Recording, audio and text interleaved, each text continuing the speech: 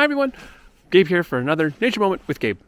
It's still March here in southern Ontario, and so it's still pretty cold and wintry. But last week I went on a nature walk and I got a very quick glimpse of a very cool bird that lives here in Ontario and across eastern North America called the brown creeper. These birds are very cryptic. They have extremely good camouflage on their backs. They're small and kind of a streaky brown, and they have little curved beaks which allow them to reach into crevices and cracks on the trunks of trees to eat insects. And these birds actually survive here through the winter surprisingly well. They're reasonably abundant, but they're so small and so well camouflaged that you often don't see them.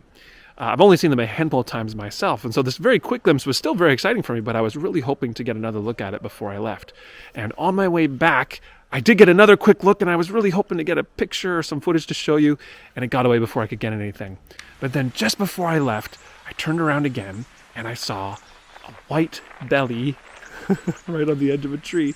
And that's one of the other diagnostics. Even though they're really well camouflaged on the back, they have a very white belly underneath for the species of the brown creeper. And it was just sitting there on the side of a tree, and it sat there for a couple minutes and just let me watch him.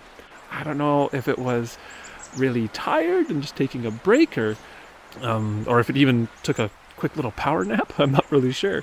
It looks here like it's probably awake, but he or she sat there for a couple minutes, and I was able to just watch it and appreciate how cool this little animal is, how well it blends in with the bark from the back, but then also how that little beak is just so perfectly designed for it to be able to get food from narrow spaces along the edge of the tree. And it was so comfortable sitting there with its little claws hooked into the bark.